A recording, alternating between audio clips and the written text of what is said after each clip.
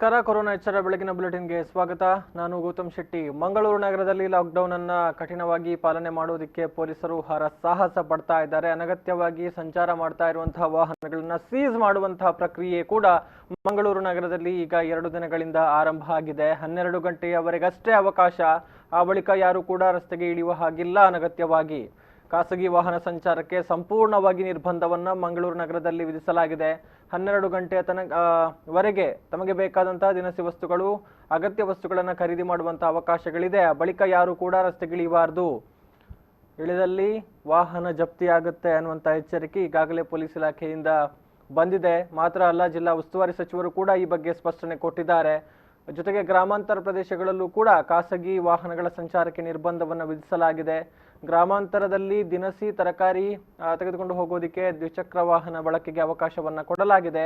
ಅದರ ಜೊತೆಗೆ ಬಾಡಿಗೆ ವಾಹನದ ಬಳಕೆಗೆ ಅವಕಾಶವನ್ನ ಕೊಡಲಾಗಿದೆ. ಅದನ್ನ ಬಿಟ್ಟು ಬೇರೆ ಯಾವುದೇ ರೀತಿಯ ವಾಹನಗಳು ಸಂಚಾರವನ್ನ ಮಾಡುವಂಥದ್ದು ಕಂಡ್ರೆ ಖಂಡಿತವಾಗಿ ವಾಹನವನ್ನ ಮುಟ್ಟುಗೋಲು ಹಾಕಲಾಗುತ್ತೆ ಅನ್ನುವಂತಹ ಸೂಚನೆಯನ್ನ ಅಥವಾ ಎಚ್ಚರಿಕೆಯನ್ನ ಕೂಡ ಇಲ್ಲಿ ಕೊಟ್ಟಿದೆ ಜಿಲ್ಲಾಡಳಿತ.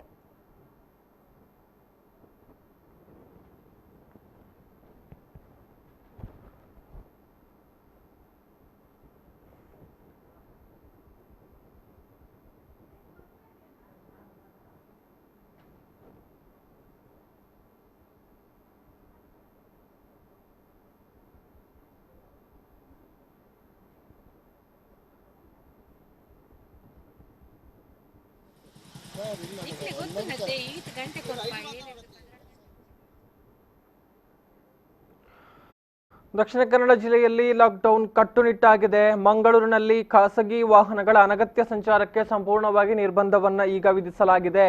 ಬೆಳಗ್ಗೆ 7 ಗಂಟೆಯಿಂದ 12 ಗಂಟೆ ತನಕ ಇರುವಂತಹ ಅವಕಾಶ ಮ್ಯಾಕ್ಸಿಮಮ್ ಆಗಿದೆ. ಆ ಒಂದು ಅವಧಿಯಲ್ಲಿ ಬೇಕಾದಂತಹ ವಸ್ತುಗಳನ್ನ ಖರೀದಿ ಮಾಡೋದಿಕ್ಕೆ ಸಾಕಷ್ಟು ಸಮಯ ಅವಕಾಶ ಇದೆ. ಆದರೆ ಅಷ್ಟೂ ಕೂಡ ಸಾಲೋದಿಲ್ಲ ಎನ್ನುವ ಹಾಗೆ ಅನಗತ್ಯವಾಗಿ ತಿರುಗಾಟ ಮಾಡುವಂಥದ್ದು, ಜೊತೆಗೆ ಅನಗತ್ಯವಾಗಿ ಸಂಚಾರ ಮಾಡುವಂಥದ್ದು ಕಂಡು ಬರ್ತಾ ಇದೆ. ಇದಕ್ಕೆಲ್ಲ ಬ್ರೇಕ್ ಹಾಕುವಂತ ನಿಟ್ಟಿನಲ್ಲಿ ಕಠಿಣ ಕ್ರಮ ಅನಿವಾರ್ಯ ಎನ್ನುವುದನ್ನು ಅರಿತುಕೊಂಡಿರುವಂತಹ ಜಿಲ್ಲಾಡಳಿತ ಈಗ ವಾಹನಗಳನ್ನ ಸೀಸ್ ಮಾಡುವಂತಹ ಒಂದು ಪ್ರಕ್ರಿಯೆಗೆ ಕೂಡ ಮುಂದಾಗಿದೆ. ಪೊಲೀಸರ ಮೂಲಕ ಈ ಒಂದು ಕ್ರಮವನ್ನ ಈಗ ಕಳೆದ 3 ದಿನಗಳಿಂದ ನಿರಂತರವಾಗಿ ಮಾಡಿಕೊಂಡು ಬರಲಾಗ್ತಾ ಇದೆ. ಪ್ರತಿಯೊಂದು ವಾಹನವನ್ನು ಕೂಡ ತಪಾಸಣೆ ಮಾಡಲಾಗ್ತಾ ಇದೆ. ಜೆನ್ಯೂನ್ ರೀಸನ್ಗಳನ್ನ ಹೊರತುಪಡಿಸಿ ಸುಳ್ಳು ಮಾಹಿತಿಗಳನ್ನ ಕೊಟ್ಟು ಅನಗತ್ಯವಾಗಿ ಸಂಚಾರ ಮಾಡುವಂಥದ್ದು, ಎಷ್ಟೇ ಮನವಿಗಳನ್ನ ಮಾಡಿಕೊಂಡ್ರು ಕೂಡ ಅದಕ್ಕೆ ಕಿವಿಗೊಡದೆ ಇರುವಂಥದ್ದು, ಇದೇ ರೀತಿ ಮುಂದುವರೆದ್ರೆ ಖಂಡಿತವಾಗ್ಲೂ ವಾಹನಗಳು ಸೀಸ್ ಆಗ್ತಾ ಇದೆ. ನಾವು ನೋಡಬಹುದು. ಅಂದ್ರೆ ಕೆಲವೊಂದು ನೆವನಗಳನ್ನ ಇಲ್ಲಿ ಹೇಳ್ತಾ ಇದ್ದಾರೆ ಅನ್ನುವಂತಹ ಆರೋಪ ಪೊಲೀಸ್ ಮೂಲಗಳಿಂದ ಬರ್ತಾ ಇದೆ. ಅಂತ ಹೇಳಿದ್ರೆ ನಾವು ಒಂದು ವಸ್ತುಗಳನ್ನ ತರಬೇಕು ಅಂದ್ರೆ ಅವರ ಒಂದು ಮನೆಯ ಪಕ್ಕ ಸಂಬಂಧಪಟ್ಟಂತಹ ಅಂಗಡಿ ಮಳಿಗೆಗಳಿದ್ರು ಕೂಡ ಇನ್ಯಾವುದೋ ದೂರದ ಪ್ರದೇಶಕ್ಕೆ ಹೋಗುವಂಥದ್ದು, ನಾವು ಅಲ್ಲಿಂದ ತರ್ತೇವೆ ಇತ್ಯಾದಿ ಕಾರಣಗಳನ್ನ ಒಡ್ಡಿಕೊಂಡು ಅನಗತ್ಯವಾಗಿ ಸಂಚಾರ ಮಾಡ್ತಾ ಇರುವಂತಹ ಪ್ರಕರಣಗಳು ಕೂಡ ಬೆಳಕಿಗೆ ಬರ್ತಾ ಇದೆ. ಅದಕ್ಕೂ ಕೂಡ ಒಂದು ಎಚ್ಚರಿಕೆಯನ್ನ ಕೊಡಲಾಗಿದೆ. ಸ್ಥಳೀಯ ಅಂಗಡಿಗಳಲ್ಲಿ ಮಾತ್ರ ದಿನಸಿ ಇರ್ಬೋದು, ತರಕಾರಿ ಇರ್ಬೋದು, ಇವುಗಳನ್ನ ಖರೀದಿ ಮಾಡೋದಕ್ಕೆ ಅವಕಾಶವನ್ನ ಕೊಡಲಾಗಿದೆ. ಯಾಕಂತ ಹೇಳಿದ್ರೆ ಆಯಾ ಸ್ಥಳೀಯ ಅಂಗಡಿ ಮಳಿಗೆಗಳ ಮಾಲಕರಿರ್ಬೋದು, ವ್ಯಾಪಾರಸ್ಥರಿರ್ಬೋದು, ಹೋಲ್ಸೇಲ್ ವ್ಯಾಪಾರಸ್ಥರಿಂದ ಈ ಎಲ್ಲ ವಸ್ತುಗಳನ್ನ ತಂದು ತಮ್ಮ ಅಂಗಡಿ ಮಳಿಗೆಗಳಲ್ಲೇ ಮಾರಾಟ ಮಾಡಬೇಕು ಎನ್ನುವಂತ ಸೂಚನೆಯನ್ನ ಕೊಟ್ಟಿರುವಂತದ್ದು. ಹೀಗಾಗಿ ಸ್ಥಳೀಯ ಅಂಗಡಿ ಮಳಿಗೆಗಳಲ್ಲಿ ನಿಮಗೆ ಬೇಕಾದಂತಹ ವಸ್ತುಗಳು ಸಿಗುತ್ತೆ, ನೀವು ಅಲ್ಲಿಂದಲೇ ಅದನ್ನ ಖರೀದಿ ಮಾಡಬೇಕು. ಆದ್ರೆ ಅದನ್ನ ಬಿಟ್ಟು ವಾಹನಗಳಲ್ಲಿ ಬೇರೆ ಕಡೆಗೆ ಖರೀದಿಗೆ ಹೋದ್ರೆ ವಾಹನವನ್ನ ನಾವು ಜಪ್ತಿ ಮಾಡ್ತೇವೆ. ಸಾರ್ವಜನಿಕರ ದ್ವಿಚಕ್ರ ವಾಹನ ಇರ್ಬೋದು, ತ್ರಿಚಕ್ರ ವಾಹನ ಇರ್ಬೋದು, ಕಾರುಗಳು ಸೇರಿದಂತೆ ಎಲ್ಲಾ ರೀತಿಯ ವಾಹನಗಳನ್ನು ಕೂಡ ಸೀಸ್ ಮಾಡಲಾಗುತ್ತೆ ಎನ್ನುವಂತಹ ಎಚ್ಚರಿಕೆ ಈಗ ಬಂದಿರುವಂತದ್ದು. ಆದ್ರೆ ಗ್ರಾಮಾಂತರ ಪ್ರದೇಶಕ್ಕೆ ಸ್ವಲ್ಪ ವಿನಾಯಿತಿಯನ್ನ ಕೊಡಲಾಗಿದೆ. ಯಾಕಂತ ಹೇಳಿದ್ರೆ ಗ್ರಾಮಾಂತರ ಪ್ರದೇಶಗಳಲ್ಲಿ ಅಂಗಡಿ ಮಳಿಗೆಗಳು ದೂರದಲ್ಲಿರುತ್ತೆ. ಅನೇಕ ಸಂದರ್ಭದಲ್ಲಿ ನಡೆದುಕೊಂಡೇ ಹೋಗ್ಬೇಕಾದಂತ ಅನಿವಾರ್ಯತೆ ವಾಹನಗಳಿಲ್ಲದಿದ್ರೆ, ಹೀಗಾಗಿ ಅಲ್ಲಿ ಸ್ವಲ್ಪ ವಿನಾಯಿತಿಯನ್ನು ಕೊಡಲಾಗಿದೆ. ಅಂದ್ರೆ ಆಟೋ ರಿಕ್ಷಾಗಳ ಸಂಚಾರಕ್ಕೂ ಕೂಡ ಸ್ವಲ್ಪ ವಿನಾಯಿತಿಯನ್ನ ಕೊಟ್ಟಿದ್ದಾರೆ. ಅದರ ಜೊತೆಗೆ ಈಗ ಏನು ರೇಷನ್ ಅಂಗಡಿಯಿಂದ ರೇಷನ್ ವಸ್ತುಗಳನ್ನು ತೆಗೆದುಕೊಂಡು ಹೋಗಬೇಕು, 2-3 ತಿಂಗಳ ಸಾಮಗ್ರಿಗಳು ಒಟ್ಟಿಗೆ ಸಿಗುತ್ತೆ. ಇಂತಹ ಸಂದರ್ಭದಲ್ಲಿ ವಾಹನದ ಸೌಕರ್ಯ ಬೇಕೇ ಬೇಕಾಗುತ್ತೆ. ಇಂತಹ ಸಂದರ್ಭದಲ್ಲಿ ವಿನಾಯಿತಿಯನ್ನು ಕೂಡ ಕೊಟ್ಟಿದ್ದೇವೆ ಎನ್ನುವಂತಹ ಮಾಹಿತಿಯನ್ನ ಜಿಲ್ಲಾ ಉಸ್ತುವಾರಿ ಸಚಿವರು ಈಗಾಗಲೇ ಹೇಳಿದ್ದಾರೆ. ಅಂದ್ರೆ ನಾವು ಗಮನಿಸಿದ ಹಾಗೆ ನಿನ್ನೆ ನಮ್ಮ ಜೊತೆಗೆ ನೇರ ಪ್ರಸಾರ ಕಾರ್ಯಕ್ರಮದಲ್ಲಿ ಪಾಲ್ಗೊಂಡಿದ್ದಂತಹ ಸಚಿವರು ಈ ಬಗ್ಗೆ ಒಂದು ಸ್ಪಷ್ಟನೆಯನ್ನು ಕೊಟ್ಟಿರುವಂತದನ್ನು ನಾವು ಗಮನಿಸಬಹುದು. ಅದರ ಜೊತೆಗೆ ತುರ್ತು ಸೇವೆಗಳಿಗೆ ಸರ್ಕಾರಿ ವಾಹನಗಳ ಸೇವೆಯನ್ನು ಒದಗಿಸಲಾಗ್ತಾ ಇದೆ. ಅಂದ್ರೆ ಏನಾದರೂ ಮೆಡಿಕಲ್ ಸಂಬಂಧಿ ಎಮರ್ಜೆನ್ಸಿ ಇದ್ರೆ ಆಂಬ್ಯುಲೆನ್ಸ್ಗಳನ್ನು ಬಳಸಿಕೊಳ್ಳಬಹುದು ಅನ್ನುವಂಥ ಒಂದು ಸೂಚನೆ ಕೂಡ ಈಗಾಗಲೇ ಬಂದಿರುವಂಥದ್ದು.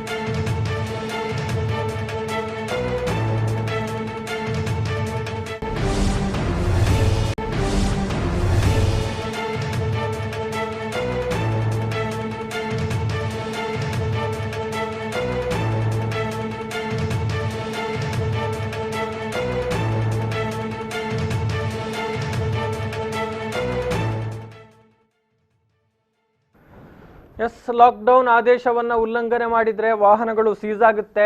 ನಾವು ಗಮನಿಸಿದ ಹಾಗೆ ನಿನ್ನೆ ಮಂಗಳೂರು ನಗರದಲ್ಲಿ ಮಂಗಳೂರು ನಗರ ಪೊಲೀಸರು 175 ವಾಹನಗಳನ್ನ ಮುಟ್ಟುಗೋಲು ಹಾಕಿಕೊಂಡಿದ್ದಾರೆ. ಅನಗತ್ಯವಾಗಿ ಸಂಚಾರವನ್ನ ಮಾಡ್ತಾ ಇದ್ವು ವಾಹನಗಳು. 175 ವಾಹನಗಳನ್ನ ಈಗ ಸೀಸ್ ಮಾಡಿಕೊಂಡಿದ್ದಾರೆ. ಇದರಲ್ಲಿ 122 ದ್ವಿಚಕ್ರ ವಾಹನಗಳು ಸೇರಿದೆ, 6 ಕಾರುಗಳು ಒಳಗೊಂಡಿದೆ ಹಾಗೂ 5 ಆಟೋ ರಿಕ್ಷಾಗಳನ್ನ ಕೂಡ ಪೊಲೀಸರು ಮುಟ್ಟುಗೋಲು ಹಾಕೊಂಡಿದ್ದಾರೆ. ಇನ್ನು ಸ್ಟೇಷನ್ ವೈಸ್ ನಾವು ನೋಡ್ತಾ ಹೋದ್ರೆ ಠಾಣಾವಾರು ಹೇಗೆ ಎಷ್ಟು ವಾಹನಗಳು ಜಪ್ತಿಯಾಗಿದೆ ಅನ್ನುವಂತಹ ಡೀಟೇಲ್ ಅನ್ನು ಕೂಡ ನಾವು ನೋಡ್ತಾ ಹೋಗ್ಬೋದು. ಟ್ರಾಫಿಕ್ ಉತ್ತರ ಠಾಣಾ ವ್ಯಾಪ್ತಿಯಲ್ಲಿ 50 ವಾಹನಗಳು ಜಪ್ತಿಯಾಗಿದೆ. ಇದರಲ್ಲಿ 44 ದ್ವಿಚಕ್ರ ವಾಹನಗಳು ಅಂದ್ರೆ 2 ವೀಲರ್ಗಳು, 3 ಕಾರು ಮತ್ತು 3 ರಿಕ್ಷಾಗಳು ಒಳಗೊಂಡಿದೆ. ಒಟ್ಟು 50 ವಾಹನಗಳು ಟ್ರಾಫಿಕ್ ಉತ್ತರ ಠಾಣಾ ವ್ಯಾಪ್ತಿಯಲ್ಲಿ ಸೀಸ್ ಆಗಿದೆ. ಇನ್ನು ಟ್ರಾಫಿಕ್ ಪೂರ್ವ ಠಾಣಾ ವ್ಯಾಪ್ತಿಯಲ್ಲಿ 30 ವಾಹನಗಳನ್ನ ಮುಟ್ಟುಗೋಲು ಹಾಕಿಕೊಳ್ಳಲಾಗಿದೆ. ಈ ಪೈಕಿ 27 ದ್ವಿಚಕ್ರ ವಾಹನಗಳು, 2 ಕಾರು ಹಾಗೂ 1 ರಿಕ್ಷಾ ಈ ವಾಹನಗಳ ಪಟ್ಟಿಯಲ್ಲಿ ಇರುವಂತದ್ದು. ಇನ್ನು ಟ್ರಾಫಿಕ್ ಪಶ್ಚಿಮ ಠಾಣಾ ವ್ಯಾಪ್ತಿಯಲ್ಲಿ 17 ವಾಹನಗಳನ್ನ ಸೀಸ್ ಮಾಡಲಾಗಿದೆ. ಇದರಲ್ಲಿ 15 2 ವೀಲರ್ಗಳಿದೆ, 1 ಕಾರು ಹಾಗೂ 1 ರಿಕ್ಷಾ, ಒಟ್ಟು 17 ವಾಹನಗಳನ್ನ ಟ್ರಾಫಿಕ್ ಪಶ್ಚಿಮ ಠಾಣಾ ವ್ಯಾಪ್ತಿಯಲ್ಲಿ ಮುಟ್ಟುಗೋಲು ಹಾಕಿಕೊಳ್ಳಲಾಗಿದೆ. ಇನ್ನು ಟ್ರಾಫಿಕ್ ದಕ್ಷಿಣ ಠಾಣಾ ವ್ಯಾಪ್ತಿಯಲ್ಲಿ 9 ದ್ವಿಚಕ್ರ ವಾಹನಗಳನ್ನ ಪೊಲೀಸರು ಸೀಸ್ ಮಾಡಿದ್ದಾರೆ. ಇನ್ನು ಬಜ್ಪೆ ಠಾಣಾ ವ್ಯಾಪ್ತಿಯಲ್ಲಿ 18 ದ್ವಿಚಕ್ರ ವಾಹನಗಳು ಕೂಡ ಸೀಸ್ ಆಗಿದೆ. ಒಟ್ಟು 175 ವಾಹನಗಳು ನಿನ್ನೆಯ ದಿನ ಸೀಸ್ ಆಗಿದೆ. ಮಂಗಳೂರು ನಗರ ಪೊಲೀಸರಿಂದ ಲಾಕ್ಡೌನ್ ಆದೇಶವನ್ನು ಉಲ್ಲಂಘನೆ ಮಾಡಿ ಅನಗತ್ಯವಾಗಿ ಸಂಚಾರವನ್ನ ಮಾಡಿದಂತಹ ಕಾರಣಕ್ಕಾಗಿ. ಅದೇ ರೀತಿ ಮೊದಲ ದಿನ ಸುಮಾರು 135 ವಾಹನಗಳನ್ನ ಪೊಲೀಸರು ಸೀಸ್ ಮಾಡಿದ್ರು.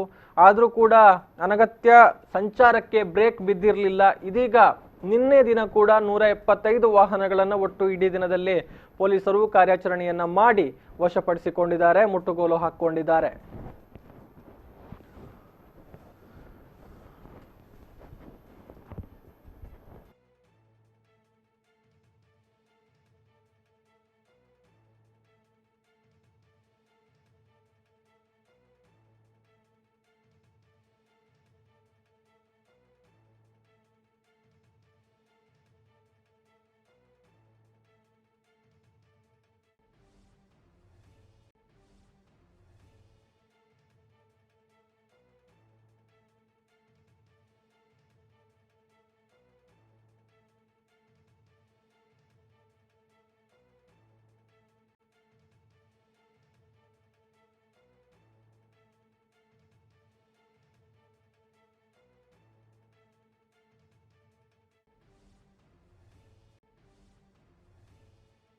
ಹೆಚ್ಚಿನ ಮಾಹಿತಿ ಕೊಡ್ತಾರೆ ಪ್ರತಿನಿಧಿ ನಾಗೇಶ್ ಕಾವೂರು. ಹಲೋ ನಾಗೇಶ್.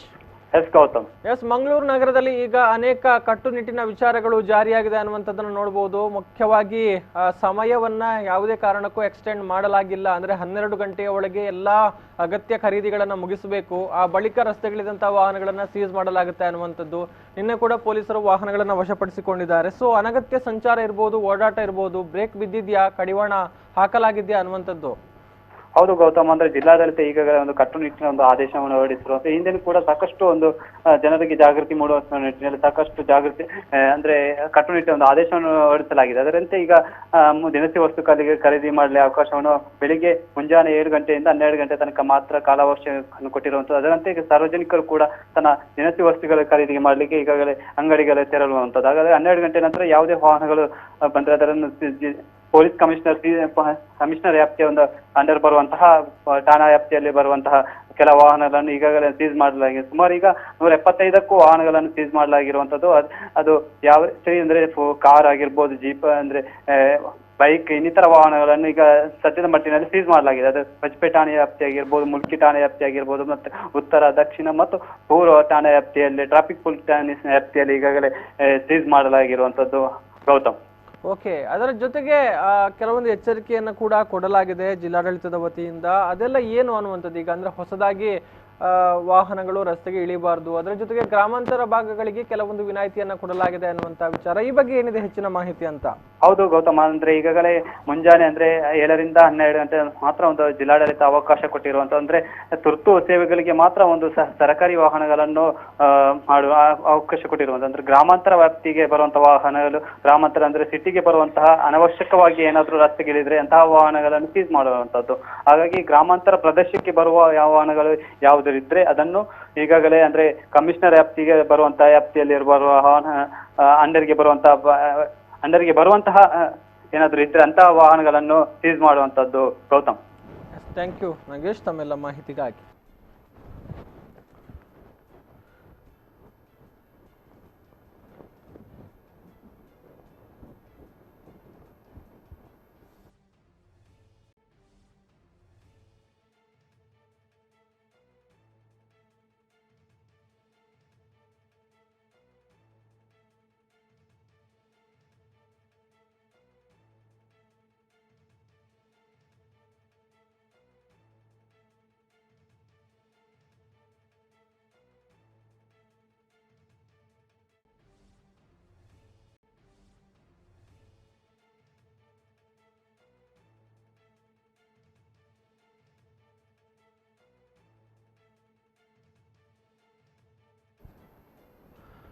ಇನ್ನು ಈಗಾಗಲೇ ಜಿಲ್ಲೆಯಲ್ಲಿ ಪಡಿತರ ಅಂಗಡಿಗಳ ಮೂಲಕ ಪಡಿತರ ಸಾಮಗ್ರಿಗಳನ್ನು ವಿತರಣೆ ಮಾಡುವಂತಹ ಒಂದು ಪ್ರಕ್ರಿಯೆ ಕೂಡ ಆರಂಭಗೊಂಡಿದೆ. OTP ಬೇಕು ಎನ್ನುವಂತಹ ಒಂದು ಗೊಂದಲ ಇತ್ತು. ಆದರೆ OTP ಇಲ್ಲದೆ ಈಗ ನೇರವಾಗಿ ಬಂದಂತಹ ಗ್ರಾಹಕರನ್ನ ಕಾಯಿಸದೆ ಅವರಿಗೆ ಆಹಾರ ಸಾಮಗ್ರಿಗಳನ್ನು ಪೂರೈಕೆ ಮಾಡಬೇಕು ಎನ್ನುವಂತಹ ಸೂಚನೆಯನ್ನ ಅಧಿಕಾರಿಗಳಿಗೆ ಕೊಟ್ಟಿದ್ದೇವೆ ಎನ್ನುವಂತಹ ಮಾಹಿತಿಯನ್ನ ಜಿಲ್ಲಾ ಉಸ್ತುವಾರಿ ಸಚಿವರು ಹೇಳಿದ್ದಾರೆ. ಅಂದ್ರೆ 2.71 ಲಕ್ಷ BPL ಕುಟುಂಬಗಳಿಗೆ ಈಗಾಗಲೇ ಗುರುವಾರದಿಂದಲೇ ಪಡಿತರ ವಿತರಣೆ ನಡೀತಾ ಇದೆ. ಪಡಿತರ ಕೇಂದ್ರದಿಂದ ದೂರವಾಣಿ ಕರೆ ಬರುವಂತಹ ಗ್ರಾಹಕರು ಆಗಮಿಸಿ ಪಡಿತರ ಪಡೆಯಲು ಅವಕಾಶವನ್ನ ಒದಗಿಸಲಾಗಿದೆ. ಈ ಸಂದರ್ಭ ಗ್ರಾಹಕರು ಸಾಮಾಜಿಕ ಅಂತರವನ್ನ ಕಾಯ್ದುಕೊಳ್ಳಬೇಕು. ಒಬ್ಬ ವ್ಯಕ್ತಿಗೆ 10 kg ಹಾಗೆ ಅಕ್ಕಿಯನ್ನು ವಿತರಣೆ ಮಾಡಲಾಗ್ತಾ ಇದೆ. 80 kgಗಿಂತ ಅಧಿಕ ಅಕ್ಕಿ ಪಡೆಯುವವರಿಗೆ ಪಡಿತರ ಅಂಗಡಿಯವರಿಂದಲೇ ವಾಹನದ ವ್ಯವಸ್ಥೆಯನ್ನ ಮಾಡುವ ಹಾಗೆ ಒಂದು ಸೂಚನೆಯನ್ನ ಕೊಡಲಾಗಿದೆ. ಈ ಬಗ್ಗೆ ಏನಾದರೂ ಗೊಂದಲಗಳಿದ್ದಲ್ಲಿ ಅಥವಾ ಸಂಶಯಗಳೇನಾದ್ರೂ ಇದ್ರೆ ಜಿಲ್ಲಾ ಸಹಾಯವಾಣಿ ಏನಿದೆ ಅಂದ್ರೆ 1077 1077 ಈ ಒಂದು ಸಂಖ್ಯೆಗೆ ಕರೆಯನ್ನ ಮಾಡಬಹುದು. ಅಲ್ಲಿಂದ ಮಾಹಿತಿ ಮಾರ್ಗದರ್ಶನವನ್ನ ಪಡೆಯಬಹುದು ಎನ್ನುವಂತಹ ಮಾತುಗಳನ್ನ ಜಿಲ್ಲಾ ಉಸ್ತುವಾರಿ ಸಚಿವರು ಹೇಳಿದ್ದಾರೆ. ಜಿಲ್ಲೆಯಲ್ಲಿ ಇವತ್ತಿನಿಂದ ಖಾಸಗಿ ವಾಹನಗಳ ಓಡಾಟಗಳನ್ನು ನಿಲ್ಲಿಸುವಂತ ಆದೇಶಗಳನ್ನು ಕೊಡಲಾಗಿದೆ. ಅನೇಕ ಕಡೆಗಳಲ್ಲಿ ಖಾಸಗಿ ವಾಹನಗಳ ಮೂಲಕ ಓಡಾಟ ಮಾಡುವಂತಹ ಪ್ರಕ್ರಿಯೆಗಳು ಜಾಸ್ತಿ ಆದ ಹಿನ್ನೆಲೆಯಲ್ಲಿ ಅನುಮತಿ ಇಲ್ಲದೆ ಇರುವಂತ ಕೇವಲ ಮೆಡಿಕಲ್ಗೋಸ್ಕರ ಸಂಬಂಧಪಟ್ಟಂತೆ ಯಾವುದಾದ್ರೂ ಅನುಮತಿ ಪಡೆದ ವಾಹನಗಳನ್ನು ಬಿಟ್ಟು ಉಳಿದ ಯಾವುದೇ ಅನುಮತಿ ಇಲ್ಲದೆ ಇರುವಂತಹ ವಾಹನಗಳು ತಿರುಗಾಟ ಮಾಡಬಾರದು ಅನ್ನುವಂಥ ನಿರ್ಬಂಧವನ್ನ ಹಾಕಲಾಗಿದೆ. ಸಾರ್ವಜನಿಕರು ಇದಕ್ಕೆ ಸಹಕಾರ ಕೊಡಬೇಕು ಅನ್ನುವಂಥ ವಿನಂತಿಯನ್ನು ಮಾಡ್ತೇವೆ. ಬಹುತೇಕ ನಿನ್ನೆ ಮತ್ತು ಇವತ್ತಿನ ಪ್ರಕರಣಗಳನ್ನು ಗಮನದಲ್ಲಿರಿಸಿದ್ರೆ ಯಾವುದೇ ಹೊಸ ಪ್ರಕರಣ ನಮ್ಮಲ್ಲಿ ದಾಖಲಾಗಿಲ್ಲ. ಕೊರೋನಾ ಬಗ್ಗೆ ಯಾವುದೇ ಹೊಸ ಪ್ರಕರಣಗಳು ನಿನ್ನೆ ಮತ್ತು ಇವತ್ತು ದಾಖಲಾಗಲಿಲ್ಲ ಅನ್ನುವುದು ಸಮಾಧಾನದ ಸಂಗತಿಯಾಗಿರುತ್ತದೆ. ಈ ಮಧ್ಯೆ 2,71,000 ಕುಟುಂಬಗಳಿಗೆ BPL ಪಡಿತರ ಚೀಟಿದಾರರಿಗೆ ನಿನ್ನೆ ಮತ್ತು ಇವತ್ತು ರೇಷನ್ ಕೊಡುವಂತ ವ್ಯವಸ್ಥೆಗಳು ನಿರಂತರವಾಗಿ ನಡೀತಾ ಇದೆ. ನಾನು ಮಾಧ್ಯಮದ ಮೂಲಕ ವಿನಂತಿ ಮಾಡುವುದೇನಂತ ಹೇಳಿದ್ರೆ, ಯಾರ್ಯಾರಿಗೆ ರೇಷನ್ ಅಂಗಡಿಯಿಂದ ದೂರವಾಣಿ ಕರೆ ಬಂದು ನೀವು ಬನ್ನಿ ಅಂತ ಕರೆಯಲಾಗಿತ್ತು ಅಂತವರು ಮಾತ್ರ ಬಂದ್ರೆ ಬಹಳ ಸರಳವಾಗಿ ಮತ್ತು ಸಾಮಾಜಿಕ ಅಂತರವನ್ನು ಕಾಯ್ದುಕೊಂಡು ಪಡಿತರವನ್ನು ತೆಗೆದುಕೊಂಡು ಹೋಗಲಿಕ್ಕೆ ಅವಕಾಶಗಳಾಗುತ್ತೆ. ಒಟ್ಟು ಒಬ್ಬ ವ್ಯಕ್ತಿಗೆ 10 kg ಅಂತೆ ಅಕ್ಕಿಗಳನ್ನು ವಿತರಿಸಲಾಗ್ತಾ ಇದೆ. ಒಂದು ವೇಳೆ 5 ಜನ 6 ಜನ 7 ಜನ 10 ಜನ ಇರುವಂತ ಕುಟುಂಬ ಬಂದ್ರೆ ಸುಮಾರು 80 kg ಅಥವಾ 1 ಕ್ವಿಂಟಲ್ ಆದ್ರೂ ಆಗಬಹುದು ಅಕ್ಕಿ. ಅಂತ ಸಂದರ್ಭದಲ್ಲಿ ಪಡಿತರ ಅಂಗಡಿದಾರರೇ ವಾಹನ ಮಾಡಿ ಫಲಾನುಭವಿಗಳಿಗೆ ಇದನ್ನ ಪಡಿತರ ಚೀಟಿದಾರರಿಗೆ ಯಾವುದಾದ್ರೂ ವಾಹನದಲ್ಲೇ ಅವರಿಗೆ ತಲುಪಿಸಬೇಕು ಅನ್ನುವಂಥ ಸೂಚನೆಯನ್ನು ಕೊಟ್ಟಿದ್ದೇವೆ. ಇದರಿಂದಾಗಿ ವಾಹನದ ಒತ್ತಡ ಕಡಿಮೆ ಆಗ್ತದೆ ಅಂತ ನಾವು ಭಾವಿಸಲಾಗಿದೆ. ಏನಾದರೂ ಸಮಸ್ಯೆಗಳಿದ್ರೆ ನಮ್ಮ ಜಿಲ್ಲಾಧಿಕಾರಿಗಳ ಮತ್ತು ಜಿಲ್ಲಾಧಿಕಾರಿ ಕಚೇರಿಯ ಟೋಲ್ ಫ್ರೀ ನಂಬರಿಗೆ ಫೋನ್ ಮಾಡಿ ಅನ್ನುವಂಥ ಮಾತುಗಳನ್ನು ಈಗಾಗಲೇ ಹೇಳಲಾಗಿದೆ. ಈ ಹಿನ್ನೆಲೆಯಲ್ಲಿ ಕೊರೋನಾವನ್ನು ನಿಯಂತ್ರಣ ಮಾಡಲಿಕ್ಕೆ ಮನೆಯಲ್ಲಿ ಇದ್ದುಕೊಂಡೇ ಯಾರ್ಯಾರು ಸಹಕಾರ ಕೊಡಬೇಕು ಅನ್ನೋದನ್ನು ಯೋಚನೆ ಮಾಡಬೇಕು. ಕೊರೋನಾ ಸಮಸ್ಯೆ ನಮ್ಮೆಲ್ಲರ ಸಮಸ್ಯೆ ಅಂತ ತಿಳ್ಕೊಂಡು ಆ ಕೊರೋನಾ ನಿಯಂತ್ರಣಕ್ಕಾಗಿ ಒಟ್ಟಾಗಿ ಒಂದಾಗಿ ಶ್ರಮ ಪಡಬೇಕು ಅನ್ನುವಂಥ ವಿನಂತಿ ಮಾಡ್ತೇನೆ. ಅನೇಕರು ತಲಪಾಡಿಯ ಗೇಟಿನ ಬಗ್ಗೆ ಚರ್ಚೆಗಳನ್ನು ಮಾಡ್ತಾ ಇದ್ದಾರೆ. ಸ್ಪಷ್ಟವಾಗಿರಲಿ, ಸಾರ್ವಜನಿಕರ ಜಿಲ್ಲೆಯ ಜನರ ಮನಸ್ಸಿಗೆ ಸ್ಪಷ್ಟವಾಗಿರಲಿ, ತಲಪಾಡಿ ಗೇಟ್ ಅನ್ನು ಬಂದ್ ಮಾಡಲಾಗಿದೆ. ಅಲ್ಲಿಯ ಕೆಲವು ಜನಪ್ರತಿನಿಧಿಗಳು ಸುಪ್ರೀಂ ಕೋರ್ಟಿಗೆ ದಾವೆ ಹಾಕಿರುವ ಹಿನ್ನೆಲೆಯಲ್ಲಿ ನಾವು ಕೂಡ ಅತ್ಯಂತ ಅನುಭವಿ ವಕೀಲರ ಮೂಲಕ ಸುಪ್ರೀಂ ಕೋರ್ಟಿಗೆ ಮನವರಿಕೆ ಮಾಡುವಂತ ಕೆಲಸಗಳನ್ನು ಕೂಡ ಮಾಡ್ತಾ ಇದ್ದೇವೆ. ನಮ್ಮ ಸಂಸದರಾಗಿರುವಂತಹ ನಳಿನ್ ಕುಮಾರ್ ಅವರು ಮುಖ್ಯಮಂತ್ರಿಗಳ ಜೊತೆಯಲ್ಲಿ ಮಾತನಾಡಿದಾಗ ಯಾವುದೇ ಗೊಂದಲ ಬೇಡ, ನಿಮ್ಮ ಜಿಲ್ಲೆಗೆ ಧಕ್ಕೆ ಆಗಿರುವಂತಹ ಯಾವುದೇ ಸಮಸ್ಯೆಗಳು ಬಂದ್ರೆ ಗೇಟ್ ಅನ್ನು ಬಂದ್ ಮಾಡಲಿಕ್ಕೆ ನಾವು ಸರ್ಕಾರ ಬದ್ಧವಾಗಿದೆ ಅನ್ನುವಂಥ ಮಾತುಗಳನ್ನ ಹೇಳಿ ಮುಖ್ಯಮಂತ್ರಿಗಳು ಕೂಡ ಸಹಮತವನ್ನು ವ್ಯಕ್ತಪಡಿಸಿದ್ದಾರೆ. ಈ ವಿಚಾರದಲ್ಲಿ ಯಾರು ಕೂಡ ದಕ್ಷಿಣ ಕನ್ನಡ ಜಿಲ್ಲೆಯ ಜನ ಆತಂಕ ಪಡಬೇಕಾದಂತ ಅವಶ್ಯಕತೆಗಳಿಲ್ಲ ಎನ್ನುವುದನ್ನ ಈ ಮೂಲಕ ಸ್ಪಷ್ಟಪಡಿಸ್ತಾ ಇದ್ದೇನೆ. ದಿನಸಿ ಅಂಗಡಿಗಳಲ್ಲಿ ಸಾಕಷ್ಟು ಮಾಲಿನ ಸಂಗ್ರಹ ಇರುವುದರಿಂದ ನಾವು ಬೆಳಿಗ್ಗೆ 7 ಗಂಟೆಯಿಂದ ಮಧ್ಯಾಹ್ನ 12 ಗಂಟೆಯವರೆಗೆ ದಿನಸಿ ಖರೀದಿಗೋಸ್ಕರ ಮತ್ತು ತರಕಾರಿ ಖರೀದಿಗೋಸ್ಕರ ನಿಯಮಗಳನ್ನು ಸಡಿಲಿಸಿ ಏನು ಅವಕಾಶವನ್ನು ಕೊಡಲಾಗಿದೆ. ಎಲ್ಲರೂ ಕೂಡ ಸಾಮಾಜಿಕ ಅಂತರವನ್ನು ಕಾಯ್ದುಕೊಂಡು ಯಥೇಚ್ಛವಾಗಿ ದಿನಸಿ ಸಾಮಗ್ರಿಗಳು ಸಿಗುವುದರಿಂದ ಯಾವುದೇ ಒತ್ತಡ ಇಲ್ಲದೆ ಖರೀದಿಸಬೇಕು ಅನ್ನುವಂಥ ವಿನಂತಿಯನ್ನು ಮಾಡ್ತೇನೆ.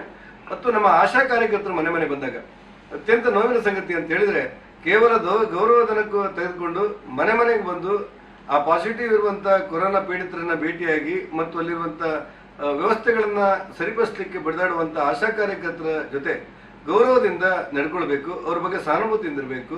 ನಮ್ಮ ಪ್ರಾಣಕ್ಕೋಸ್ಕರ ಕೆಲಸ ಮಾಡ್ತಿರುವಂತಹ ಡಾಕ್ಟ್ರು ಮತ್ತು ನರ್ಸ್ಗಳು, ಅಂಗನವಾಡಿ ಕಾರ್ಯಕರ್ತರು, ಪೊಲೀಸರು ಇವುಗಳ ಬಗ್ಗೆ ಎಲ್ಲ ಸಹಾನುಭೂತಿಯಿಂದ ವರ್ತಿಸಬೇಕು ಅಂತೇಳಿ ಸಾರ್ವಜನಿಕರಲ್ಲಿ ವಿನಂತಿ ಮಾಡ್ತೇನೆ. ಯಾವುದೇ ಕಾರಣಕ್ಕೆ ಕಾನೂನನ್ನು ಕೈಗೊಳ್ಳುವಂತ ಪ್ರಕರಣಗಳು ಕಂಡು ಬಂದ್ರೆ ಪೊಲೀಸರು ಅವರ ಮೇಲೆ ನಿರ್ದಾಕ್ಷಿಣ್ಯವಾದಂತಹ ಕ್ರಮವನ್ನು ಕೈಗೊಳ್ಳಲಿಕ್ಕೆ ಸೂಚನೆಯನ್ನು ಕೊಡಲಾಗಿದೆ. ನಾನು ತಮ್ಮ ಮೂಲಕ ತಮ್ಮೆಲ್ಲರಲ್ಲಿ ವಿನಂತಿ ಮಾಡುವುದೇನಂತ ಹೇಳಿದ್ರೆ, ರಾಷ್ಟ್ರದ ಪ್ರಧಾನಮಂತ್ರಿ ಈ ಕೊರೋನಾವನ್ನ ಭಾರತದಿಂದ ಬಡಿದೋಡಿಸಬೇಕು ಅಂತ ಹೇಳಿ ಬಹಳ ಕಷ್ಟಪಟ್ಟು ಕೆಲಸಗಳನ್ನು ಮಾಡ್ತಾ ಇರುವಾಗ, ಮುಖ್ಯಮಂತ್ರಿಗಳು ಕಷ್ಟಪಟ್ಟು ಕೆಲಸಗಳನ್ನು ಮಾಡ್ತಾ ಇರುವಾಗ ಇಡೀ ಭಾರತ ಒಟ್ಟಾಗಿ ಕೆಲಸಗಳನ್ನು ಮಾಡಲೇಬೇಕಾಗಿದೆ. ಆ ಕಾರಣಕ್ಕೋಸ್ಕರ ನಾಡಿದ್ದು 5ನೇ ತಾರೀಕು ಭಾನುವಾರ 9 ಗಂಟೆಗೆ 9 ನಿಮಿಷಗಳ ಕಾಲ ದೀಪವನ್ನು ಬೆಳಗಿಸಬೇಕು ಅನ್ನುವಂಥ ಪ್ರಧಾನಮಂತ್ರಿ ನರೇಂದ್ರ ಮೋದಿ ಅವರ ಕರೆಗೆ ನಾವೆಲ್ಲರೂ ಒಟ್ಟಾಗಿ ಒಂದಾಗಿ ಸಹಕಾರ ಕೊಡೋಣ ಮತ್ತು ಈ ಕೊರೋನಾವನ್ನ ಈ ದೇಶದಿಂದ ಮುಕ್ತಿಗೊಳಿಸೋಣ ಅನ್ನುವಂಥ ವಿನಂತಿ ಮಾಡ್ತಾ ಸಾರ್ವಜನಿಕರ ಸಹಕಾರವನ್ನು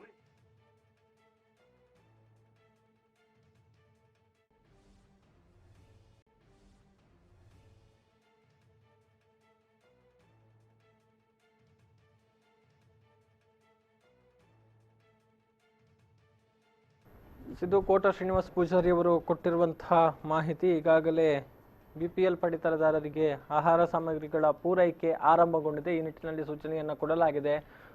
ಏನು OTPಗೆ ಸಂಬಂಧಪಟ್ಟ ಹಾಗೆ ಕೆಲವೊಂದು ಗೊಂದಲಗಳಿತ್ತು. OTP ಇಲ್ಲದೆ ಆ ಪಡಿತರ ಸಾಮಗ್ರಿಗಳನ್ನು ರೇಷನ್ ಅಂಗಡಿಯಲ್ಲಿ ಕೊಡೋದಿಲ್ಲ ಎನ್ನುವಂಥ ದೂರುಗಳು ಕೇಳಿ ಬಂದಿದ್ವು. ಈ ಹಿನ್ನೆಲೆಯಲ್ಲಿ ನಾವು ಸರ್ಕಾರದ ಜೊತೆಗೆ ಮಾತುಕತೆಯನ್ನು ಮಾಡಿದ್ದೇವೆ. ಸಂಬಂಧಪಟ್ಟಂತಹ ಅಧಿಕಾರಿಗಳ ಜೊತೆಗೆ ಮಾತನಾಡಿ ಬರುವಂತಹ ಗ್ರಾಹಕರು ಯಾವುದೇ ಕಾರಣಕ್ಕೂ ಕಾಯಬಾರ್ದು, ವಾಪಸ್ ಹೋಗುವಂತಾಗಬಾರ್ದು, ಆ ನಿಟ್ಟಿನಲ್ಲಿ ಅವರಿಗೆ ಬೇಕಾದಂತಹ ವ್ಯವಸ್ಥೆಗಳನ್ನು ಮಾಡಿ ಅನ್ನುವಂತಹ ಒಂದು ವಿಚಾರವನ್ನ ಅಲ್ಲಿ ಹೇಳಿದ್ದಾರೆ. ಇನ್ನು 80 kgಗಿಂತ ಅಕ್ಕಿ ಅಥವಾ ಸಾಮಗ್ರಿಯನ್ನ ಯಾರು ಪಡಿತಾರೋ ಅವರಿಗೆ ಆಯಾ ರೇಷನ್ ಅಂಗಡಿಯಿಂದಲೇ ವಾಹನದ ಒಂದು ವ್ಯವಸ್ಥೆಯನ್ನ ಮಾಡುವ ಹಾಗೆ ಸೂಚನೆಗಳನ್ನು ಕೂಡ ಕೊಡಲಾಗಿದೆ. ಇವೆಲ್ಲವೂ ಕೂಡ ಕಟ್ಟುನಿಟ್ಟಾಗಿ ಜಾರಿಗೆ ಬರುವ ಹಾಗೆ ನಾವು ನೋಡಿಕೊಳ್ತೇವೆ, ಕ್ರಮವನ್ನ ಕೈಗೊಳ್ತೇವೆ ಅನ್ನುವಂಥ ವಿಚಾರವನ್ನ ಇಲ್ಲಿ ಸಚಿವರು ಹೇಳ್ಕೊಂಡಿದ್ದಾರೆ.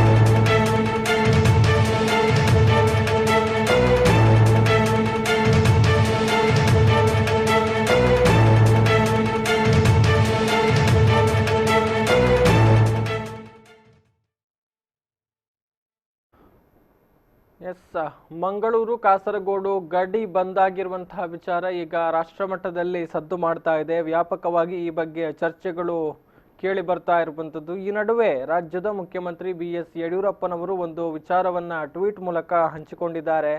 ಗಡಿ ಬಂದ್ ವಿಚಾರವಾಗಿ ಮುಖ್ಯಮಂತ್ರಿ BS ಯಡಿಯೂರಪ್ಪನವರು ಟ್ವೀಟ್ ಮೂಲಕ ಕೊಟ್ಟಿರುವಂತಹ ಹೇಳಿಕೆ, ಕರ್ನಾಟಕದ ಜನತೆಯ ಹಿತದೃಷ್ಟಿಯಿಂದ ಕಾಸರಗೋಡು ಗಡಿಯನ್ನ ನಾವು ಬಂದ್ ಮಾಡಿದ್ದೇವೆ. ಅಂದ್ರೆ ವಿವಿಧ ವೈದ್ಯಕೀಯ ಸಂಘಟನೆಗಳ ಅಭಿಪ್ರಾಯ ಹಾಗೂ ಸಾರ್ವಜನಿಕ ಹಿತಾಸಕ್ತಿಯ ದೃಷ್ಟಿಯಿಂದ ಈ ಒಂದು ಕ್ರಮವನ್ನು ತೆಗೆದುಕೊಳ್ಳಲಾಗಿದೆ ಎನ್ನುವಂತಹ ಒಂದು ಸ್ಪಷ್ಟನೆಯನ್ನ ಮುಖ್ಯಮಂತ್ರಿ BS ಯಡಿಯೂರಪ್ಪನವರು ಕೊಟ್ಟಿದ್ದಾರೆ. ಕಾಸರಗೋಡು ಜಿಲ್ಲೆಯಲ್ಲಿ 100ಕ್ಕೂ ಹೆಚ್ಚು ಕೋವಿಡ್ ಪ್ರಕರಣಗಳು ಈಗಾಗಲೇ ವರದಿಯಾಗಿದೆ. ದಿನನಿತ್ಯ ಅಲ್ಲಿ ಪಾಸಿಟಿವ್ ಕೇಸ್ಗಳು ಕಂಡು ಬರ್ತಾ ಇದೆ. ಹೀಗಾಗಿ ದಕ್ಷಿಣ ಕನ್ನಡ ಜಿಲ್ಲೆಯಲ್ಲಿ ಮುನ್ನೆಚ್ಚರಿಕೆ ಕ್ರಮವನ್ನು ತೆಗೆದುಕೊಳ್ಳುವಂಥದ್ದು ರಾಜ್ಯದ ಪಾಲಿಗೆ ಅನಿವಾರ್ಯ ಆಗಿದೆ. ಗಡಿ ಭಾಗವನ್ನು ಮುಚ್ಚಲಾಗಿದೆಯೇ ಹೊರತು ಕೇರಳದೊಂದಿಗೆ ನಮ್ಮ ಹಿತಾಸಕ್ತಿ ಸಂಘರ್ಷ ಇಲ್ಲ, ಯಾವ ಪೂರ್ವಾಗ್ರಹ ಕೂಡ ಇಲ್ಲ. ಇದು ಕೇವಲ ರಾಜ್ಯದ ಜನತೆಯ ಆರೋಗ್ಯದ ಹಿತದೃಷ್ಟಿಯಿಂದ ತೆಗೆದುಕೊಂಡಿರುವಂತಹ ಒಂದು ನಿರ್ಧಾರ. ಅದನ್ನು ಹೊರತುಪಡಿಸಿದರೆ ಬೇರೆ ಯಾವುದೇ ರೀತಿಯ ಹಿತಾಸಕ್ತಿ ಸಂಘರ್ಷ ಕೂಡ ಇಲ್ಲ, ಪೂರ್ವಾಗ್ರಹ ಕೂಡ ಇಲ್ಲ. ಇದನ್ನ ವಿರೋಧ ಪಕ್ಷದ ನಾಯಕರು ಅರ್ಥೈಸಿಕೊಳ್ತಾರೆ ಅಂತ ನಾನು ಭಾವಿಸ್ತೇನೆ ಎನ್ನುವಂತಹ ಮಾತುಗಳನ್ನು ಟ್ವೀಟ್ ಮೂಲಕ CM ಯಡಿಯೂರಪ್ಪನವರು ಹೇಳಿದ್ದಾರೆ.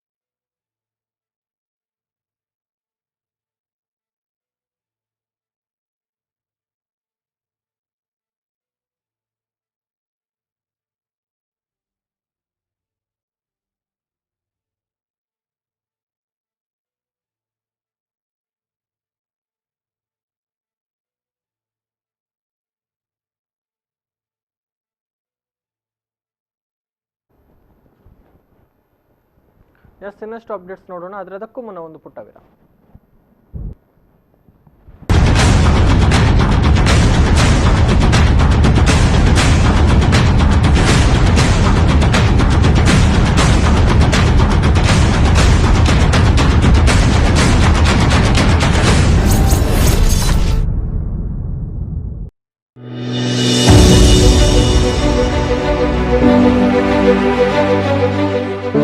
ಎಲ್ಲರಿಗೂ ನಮಸ್ಕಾರ.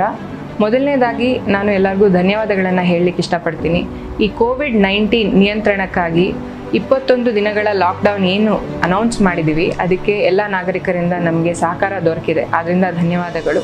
ಸದ್ಯಕ್ಕೆ ನಮ್ಮ ಜಿಲ್ಲೆಯಲ್ಲಿ COVID-19 ಹತೋಟಿಯಲ್ಲಿದೆ. ಆದರೂ ಕೂಡ ನಿಮಗೆ ತಿಳಿದಿರೋ ಹಾಗೆ ನಮ್ಮ ನೇಬರಿಂಗ್ ಡಿಸ್ಟ್ರಿಕ್ಟ್ಗಳಲ್ಲಿ ಏನು ನಡೀತಾ ಇದೆ ಅದನ್ನು ನಾವು ಪರಿಗಣನೆಗೆ ತಗೊಂಡು ಈ ಕೈ ಮೀರೋದನ್ನು ನಾವು ತಪ್ಪಿಸ್ಬೇಕಾಗತ್ತೆ. ನಾವು ವಿಶ್ವದಾದ್ಯಂತ ಈ ರೋಗದ ಬಗ್ಗೆ ಅನಾಲಿಸಿಸ್ ಮಾಡಿದ್ರೆ ಏನು ತಿಳ್ಕೊತೀವಿ, 60-65 ವರ್ಷಕ್ಕಿಂತ ಹೆಚ್ಚಿರೋ ಹಿರಿಯ ನಾಗರಿಕರು ಅಥವಾ ಯಾವುದಾದ್ರು ದೀರ್ಘಾವಧಿ ಕಾಯಿಲೆಗಳಿಂದ ಬಳಲ್ತಿರೋರು, ಇವರಲ್ಲಿ ಅನೇಕವಾದ ಕಾಂಪ್ಲಿಕೇಶನ್ಸ್ ಇದೆ, ಪ್ರಾಣಾಪಾಯ ಕೂಡ ಹೆಚ್ಚಿದೆ. ಆದ್ದರಿಂದ ನಮ್ಮ ಜವಾಬ್ದಾರಿ ಏನು ಅಂದರೆ ಹಿರಿಯ ನಾಗರಿಕರಿಗೆ ಮತ್ತು ಯಾವುದೇ ರೀತಿಯ ದೀರ್ಘಾವಧಿ ಕಾಯಿಲೆಗಳಿಂದ ಬಳಲುತ್ತಿರುವವರಿಗೆ ಸ್ಪೆಷಲ್ ಕೇರ್ ಮತ್ತು ಟ್ರೀಟ್ಮೆಂಟ್ನ ಕೊಡಬೇಕಾಗುತ್ತೆ. ಈ ನಿಟ್ಟಿನಲ್ಲಿ ನಾನು ಕೆಲವು ವಿಷಯಗಳನ್ನು ನಾನು ಹೇಳ್ತೀನಿ, ದಯವಿಟ್ಟು ಪಾಲಿಸಬೇಕಾಗಿ ಕೋರ್ತೀನಿ. ಮೊದಲನೇದಾಗಿ ಆದಷ್ಟು ಹಿರಿಯ ನಾಗರಿಕರನ್ನು ಹೆಚ್ಚು ಗಾಳಿ ಬೆಳಕು ಇರುವಂಥ ಒಂದು ಕೊಠಡಿಯಲ್ಲಿ ಇರಿಸಿ. ಯಾವುದೇ ಕಾರಣಕ್ಕೂ ಅವರು ಹೊರ ಹೋಗದಂತೆ ಎಚ್ಚರ ವಹಿಸಿ. ಪೌಷ್ಟಿಕಾಂಶವುಳ್ಳ ಆಹಾರವನ್ನು ಅವರಿಗೆ ನೀಡಿ. ಈ ವರ್ಗದ ಎಲ್ಲರೊಂದಿಗೂ 3 ಮೀಟರ್ ಡಿಸ್ಟೆನ್ಸ್ನ ನಾವು ಮೇಂಟೈನ್ ಮಾಡೋದಕ್ಕೆ ಪ್ರಯತ್ನ ಪಡೋಣ. ಈ ವರ್ಗದ ಎಲ್ಲರೂ ಉಪಯೋಗಿಸುತ್ತಿರುವ ಸಾಮಗ್ರಿಗಳನ್ನು ಆದಷ್ಟು ಪ್ರತ್ಯೇಕವಾಗಿ ಇರಿಸಿ. ಕುಟುಂಬದಲ್ಲಿರುವ ಆರೋಗ್ಯವಂತ ಸದಸ್ಯರು ಮಾತ್ರ ಇವರ ಆರೈಕೆಯಲ್ಲಿ ತೊಡಗಿಸಿಕೊಳ್ಳಿ. ಆಗಾಗ್ಗೆ ಕೈ ತೊಳೆಯುವ ಅಭ್ಯಾಸವನ್ನು ರೂಢಿಸಿಕೊಳ್ಳಿ. ಮತ್ತು ಯಾವುದೇ ರೀತಿ ಜ್ವರ, ಕೆಮ್ಮು ಈ ರೀತಿ ಸಿಂಪ್ಟಮ್ಸ್ ಬಂದರೆ ಇಮಿಡಿಯೇಟ್ ಆಗಿ ಡಾಕ್ಟರ್ನ ನೀವು ಕನ್ಸಲ್ಟ್ ಮಾಡಿ. ನನಗೆ ಗೊತ್ತಿದೆ ನಮ್ಮ ಸಾಮಾಜಿಕ ಚೌಕಟ್ಟಿನಲ್ಲಿ ಈ ರೀತಿಯಾದ ಕ್ರಮ ವಹಿಸುವುದು ಸ್ವಲ್ಪ ಕಷ್ಟ ಅಂತ. ಆದರೂ ಕೂಡ ಪರಿಸ್ಥಿತಿಯ ಗಂಭೀರತೆಯನ್ನು ಅರ್ಥ ಮಾಡಿಕೊಂಡು ನಾವು ಹಿರಿಯ ನಾಗರಿಕರು ಮತ್ತು ಈ ದೀರ್ಘಕಾಲಿಕ ಕಾಯಿಲೆಗಳಿಂದ ಬಳಲ್ತಿರೋರನ್ನ ನಾವು ಪ್ರೊಟೆಕ್ಟ್ ಮಾಡಲೇಬೇಕು. ಅದಕ್ಕೆ ಎಲ್ಲರೂ ಸೇರಿ ಕ್ರಮ ವಹಿಸೋಣ ಅಂತ ನಾನು ಕೋರ್ಕೋತೀನಿ.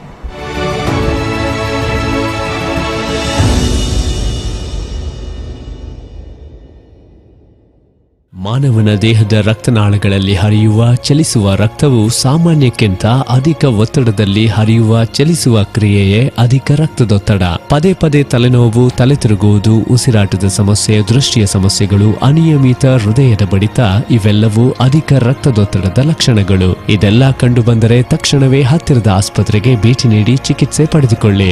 ನಿಯಂತ್ರಿಸುವ ವಿಧಾನ: ಉಪ್ಪು, ಉಪ್ಪಿನಕಾಯಿ, ಕರಿದ ಪದಾರ್ಥಗಳನ್ನು ಸೇವಿಸಬಾರದು. ಧೂಮಪಾನ, ಮದ್ಯಪಾನ ಮತ್ತು ತಂಬಾಕು ಪದಾರ್ಥಗಳನ್ನು ಸೇವಿಸಬಾರದು. ದಿನನಿತ್ಯ ದೈಹಿಕ ಚಟುವಟಿಕೆ, ಯೋಗ ಮತ್ತು ವ್ಯಾಯಾಮವನ್ನು ತಪ್ಪದೇ ಮಾಡಿ. ತಮ್ಮ ಬಿಪಿಯನ್ನು ನಿಯಮಿತವಾಗಿ ಹತ್ತಿರದ ಆರೋಗ್ಯ ಕೇಂದ್ರದಲ್ಲಿ ಪರೀಕ್ಷಿಸಿ ಮತ್ತು ಸಲಹೆ ಪಡೆದುಕೊಂಡು ಮುಂಜಾಗ್ರತೆ ವಹಿಸಿ. ಪ್ರಕಟಣೆ ಜಿಲ್ಲಾ ಎನ್ಸಿಡಿ ಕೋಶ, ಆರೋಗ್ಯ ಮತ್ತು ಕುಟುಂಬ ಕಲ್ಯಾಣ ಇಲಾಖೆ, ದಕ್ಷಿಣ ಕನ್ನಡ ಜಿಲ್ಲೆ, ಮಂಗಳೂರು.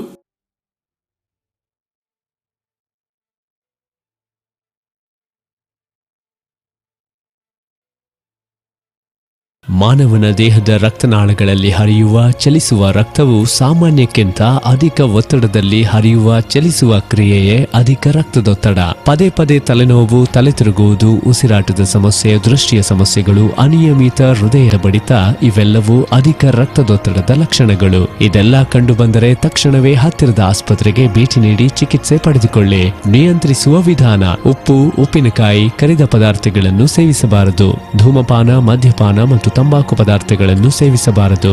ದಿನನಿತ್ಯ ದೈಹಿಕ ಚಟುವಟಿಕೆ, ಯೋಗ ಮತ್ತು ವ್ಯಾಯಾಮವನ್ನು ತಪ್ಪದೇ ಮಾಡಿ. ತಮ್ಮ ಬಿಪಿಯನ್ನು ನಿಯಮಿತವಾಗಿ ಹತ್ತಿರದ ಆರೋಗ್ಯ ಕೇಂದ್ರದಲ್ಲಿ ಪರೀಕ್ಷಿಸಿ ಮತ್ತು ಸಲಹೆ ಪಡೆದುಕೊಂಡು ಮುಂಜಾಗ್ರತೆ ವಹಿಸಿ. ಪ್ರಕಟಣೆ ಜಿಲ್ಲಾ ಎನ್ಸಿಡಿ ಕೋಶ, ಆರೋಗ್ಯ ಮತ್ತು ಕುಟುಂಬ ಕಲ್ಯಾಣ ಇಲಾಖೆ, ದಕ್ಷಿಣ ಕನ್ನಡ ಜಿಲ್ಲೆ, ಮಂಗಳೂರು.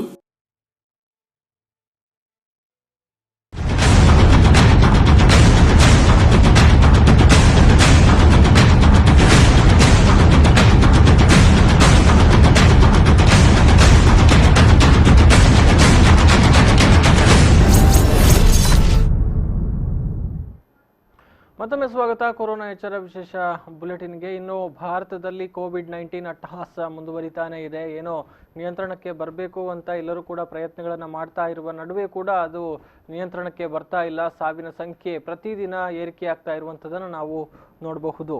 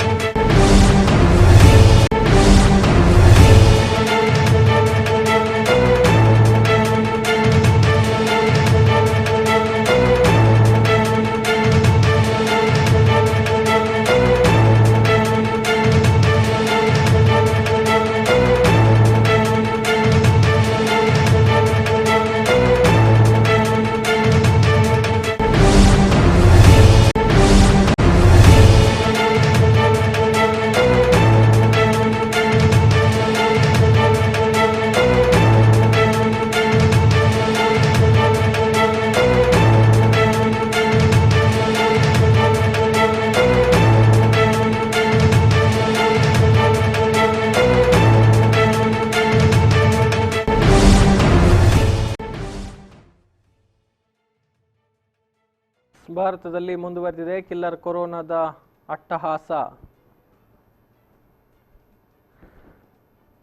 ಕೇವಲ 24 ಗಂಟೆಗಳಲ್ಲಿ ಹೊಸ 478 ಕೋವಿಡ್-19 ಪ್ರಕರಣ ದೇಶದಲ್ಲಿ ದಾಖಲಾಗಿದೆ. ಈಗ ದೇಶದಲ್ಲಿ ಸೋಂಕಿಗೆ ತುತ್ತಾದವರ ಸಂಖ್ಯೆ 2547ಕ್ಕೆ ಏರಿಕೆಯಾಗಿದೆ. 24 ಗಂಟೆಗಳಲ್ಲಿ ದೇಶದಲ್ಲಿ ಹೊಸದಾಗಿ 478 ಪ್ರಕರಣಗಳು ಬೆಳಕಿಗೆ ಬಂದಿರುವಂಥದ್ದು. ಮಹಾರಾಷ್ಟ್ರದಲ್ಲಿ ಇನ್ನೂ ಕೂಡ 6 BSF ಸಿಬ್ಬಂದಿಗೆ ಸೋಂಕು ದೃಢಪಟ್ಟಿರುವಂತಹ ವಿಚಾರ ಈಗ ದೃಢಪಟ್ಟಿದೆ. ಅಂದರೆ ಇವರೆಲ್ಲರೂ ಕೂಡ ವಿಮಾನ ನಿಲ್ದಾಣದಲ್ಲಿ ಭದ್ರತಾ ಸಿಬ್ಬಂದಿಗಳಾಗಿದ್ರು. ವಿಮಾನ ನಿಲ್ದಾಣದಲ್ಲಿ ಕರ್ತವ್ಯ ನಿರ್ವಹಣೆಯನ್ನ ಮಾಡ್ತಾ ಇದ್ದಂತಹ ಇವರಿಗೆ ಸೋಂಕು ತಗುಲಿರುವಂತಹ ವಿಚಾರ ಈಗ ದೃಢಪಟ್ಟಿದೆ. ಇನ್ನು ದೇಶದಲ್ಲಿ ವೈದ್ಯರು ಸೇರಿ 50 ಮಂದಿ ವೈದ್ಯಕೀಯ ಸಿಬ್ಬಂದಿಗಳು ಕೂಡ ಕೋವಿಡ್-19ಗೆ ತುತ್ತಾಗಿದ್ದಾರೆ ಎನ್ನುವಂತಹ ಆಘಾತಕಾರಿ ಮಾಹಿತಿ ಬಹಿರಂಗ ಆಗಿದೆ. ಅಂದರೆ ಅನೇಕ ಕಡೆಗಳಲ್ಲಿ ಈ ಒಂದು ಸೋಂಕಿತರಿಗೆ ಚಿಕಿತ್ಸೆಯನ್ನ ಕೊಟ್ಟಂತಹ ಸಂದರ್ಭದಲ್ಲಿ ಸೂಕ್ತವಾದ ಮುನ್ನೆಚ್ಚರಿಕಾ ವ್ಯವಸ್ಥೆಗಳಿರಲಿಲ್ಲ. ಅಂದರೆ ಬೇಕಾದಂತಹ ಸ್ವಯಂ ರಕ್ಷಣಾ ಪರಿಕರಗಳ ಕೊರತೆಯಿಂದಾಗಿ ಅವರಿಗೆ ಚಿಕಿತ್ಸೆಯನ್ನ ಕೊಟ್ಟಂತಹ ವೈದ್ಯರು ಕೂಡ ಸೋಂಕಿಗೆ ತುತ್ತಾಗಿರುವಂತಹ ವಿಚಾರಗಳು ದುರದೃಷ್ಟಕರ. ಸುಮಾರು 50 ಮಂದಿ ಈ ರೀತಿ ವೈದ್ಯಕೀಯ ಸಿಬ್ಬಂದಿಗಳು ಸೋಂಕಿಗೆ ತುತ್ತಾಗಿದ್ದಾರೆ ಅನ್ನುವಂಥದ್ದನ್ನು ನೋಡಬಹುದು. ಇನ್ನು ತಮಿಳುನಾಡಿನಲ್ಲಿ ಮತ್ತೆ 102 ಹೊಸ ಪ್ರಕರಣಗಳು ಇವತ್ತು ಬೆಳಗಿನ ವೇಳೆಗೆ ಬೆಳಕಿಗೆ ಬಂದಿದೆ. ಈ ಮೂಲಕ ತಮಿಳುನಾಡಿನಲ್ಲಿ ಸೋಂಕಿಗೆ ತುತ್ತಾದವರ ಒಟ್ಟು ಸಂಖ್ಯೆ 411ಕ್ಕೆ ಏರಿಕೆಯಾಗಿದೆ. ಅಂದರೆ ಕಳೆದ 2-3 ದಿನಗಳ ಬೆಳವಣಿಗೆಯನ್ನು ನಾವು ಗಮನಿಸಿದರೆ ತಮಿಳುನಾಡಿನಲ್ಲಿ ಈಗ ಸೋಂಕಿತರ ಸಂಖ್ಯೆ ಗಣನೀಯವಾಗಿ ಏರಿಕೆಯಾಗ್ತಾ ಇರುವಂಥದ್ದನ್ನು ನಾವು ನೋಡಬಹುದು. ಅದೇ ರೀತಿ ಈಗ ಮುಂಬೈನಲ್ಲಿ 278 ಮಂದಿ ಸೋಂಕಿತರು ಇದ್ದಾರೆ. ಪುಣೆಯಲ್ಲಿ 70 ಮಂದಿ ಸೋಂಕಿತರಿದ್ದು ಆಸ್ಪತ್ರೆಗೆ ದಾಖಲು ಮಾಡಲಾಗಿದ್ದು ಐಸೋಲೇಷನ್ನಲ್ಲಿ ಅವರಿಗೆ ಚಿಕಿತ್ಸೆಯನ್ನ ಕೊಡಲಾಗ್ತಾ ಇದೆ. ಇನ್ನು ಉತ್ತರ ಪ್ರದೇಶದಲ್ಲಿ ಹೊಸ 40 ಪ್ರಕರಣಗಳು ಪತ್ತೆಯಾಗಿದೆ ಇವತ್ತು ಬೆಳಗಿನ ವೇಳೆಗೆ. ಅದೇ ರೀತಿ ತೆಲಂಗಾಣದಲ್ಲಿ ಮತ್ತೆ 75 ಮಂದಿಯಲ್ಲಿ ಸೋಂಕು ಕಾಣಿಸಿಕೊಂಡಿದೆ. ಈ ಮೂಲಕ ಇಡೀ ತೆಲಂಗಾಣ ರಾಜ್ಯದಲ್ಲಿ ಸೋಂಕಿತರ ಸಂಖ್ಯೆ 229ಕ್ಕೆ ಏರಿಕೆಯಾಗಿದೆ. ಇನ್ನು ಅಸ್ಸಾಂನಲ್ಲಿ ಕೂಡ ಮತ್ತೆ 4 ಹೊಸ ಸೋಂಕು ಪ್ರಕರಣಗಳು ಕಂಡು ಬಂದಿದೆ. ಅದೇ ರೀತಿ ತಮಿಳುನಾಡಿನಲ್ಲಿ 2 ಮಂದಿಯಲ್ಲಿ ಸೋಂಕು ಮೂಲಕ ಸೋಂಕಿತರ ಸಂಖ್ಯೆ 411ಕ್ಕೆ ಏರಿಕೆಯಾಗಿದೆ ಎನ್ನುವಂತ ಒಂದು ವಿಚಾರವನ್ನು ನಾವು ಗಮನಿಸಬಹುದು. ಇನ್ನು ಕರ್ನಾಟಕ ರಾಜ್ಯದ ವಿಚಾರಕ್ಕೆ ಬಂದರೆ ಕರ್ನಾಟಕದಲ್ಲೂ ಕೂಡ ಸೋಂಕಿಗೆ ತುತ್ತಾದವರ ಸಂಖ್ಯೆ 130 ಆಗಿದೆ. ಈ ನಡುವೆ ಬಾಗಲಕೋಟೆಯಲ್ಲಿ ವ್ಯಕ್ತಿಯೊಬ್ಬರು ಮೃತಪಟ್ಟಿದ್ದಾರೆ ಎನ್ನುವಂತಹ ಮಾಹಿತಿಗಳು ಕೂಡ ಬರ್ತಾ ಇದೆ. ಈ ಮೂಲಕ ರಾಜ್ಯದಲ್ಲಿ ಕೋವಿಡ್-19ಗೆ ತುತ್ತಾಗಿ ಸಾವನ್ನಪ್ಪಿದವರ ಸಂಖ್ಯೆ 4ಕ್ಕೆ ಏರಿಕೆ ಆಗಿದೆ.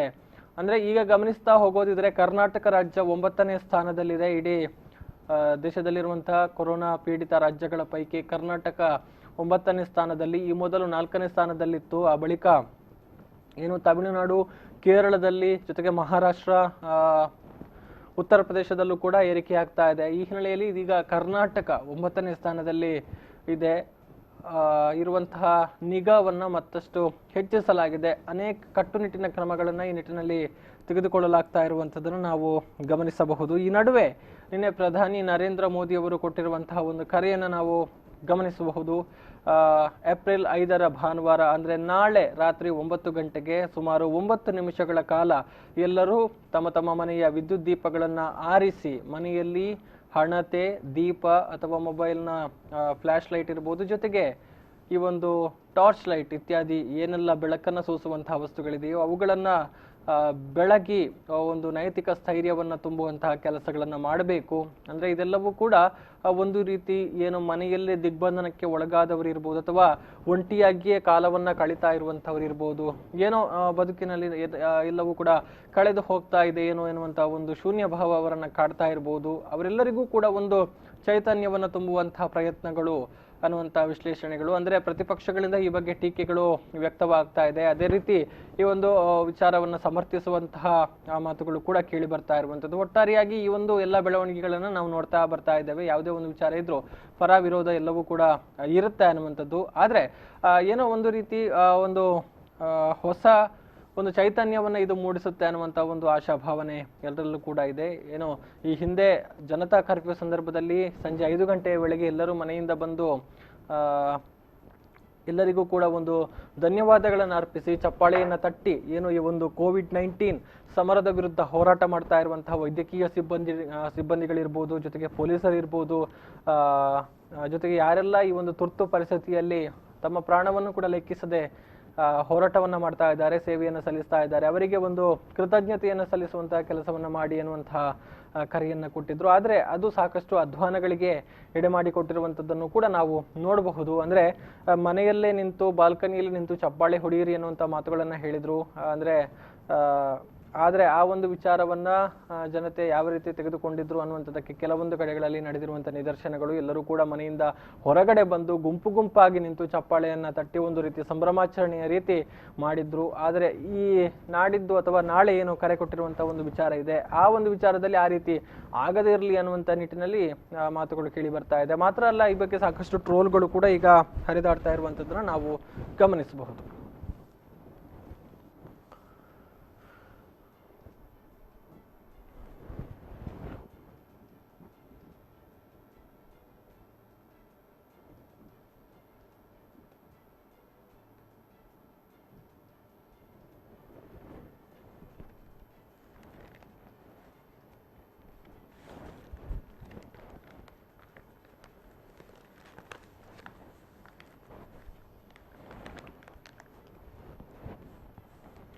ಇನ್ನು ಕೋವಿಡ್-19ಗೆ ಸಂಬಂಧಪಟ್ಟ ಹಾಗೆ ನಾವು ದಕ್ಷಿಣ ಕನ್ನಡ ಜಿಲ್ಲೆಯ ಪರಿಸ್ಥಿತಿಯನ್ನು ನಾವು ಗಮನಿಸಿದರೆ, ದಕ್ಷಿಣ ಕನ್ನಡ ಜಿಲ್ಲೆಯಲ್ಲಿ ನಿನ್ನೆ ಯಾವುದೇ ರೀತಿಯ ಹೊಸ ಪ್ರಕರಣಗಳು ಬಹಿರಂಗಗೊಂಡಿಲ್ಲ, ಅಂದರೆ ದೃಢಪಟ್ಟಿಲ್ಲ. ಹೊಸ ಆಸ್ಪತ್ರೆ ದಾಖಲಾತಿಯೂ ಕೂಡ ನಡೆದಿಲ್ಲ, ಅಂದರೆ ಯಾರನ್ನು ಕೂಡ ಆಸ್ಪತ್ರೆಗೆ ದಾಖಲು ಕೂಡ ಮಾಡಿಕೊಳ್ಳಲಾಗಿಲ್ಲ.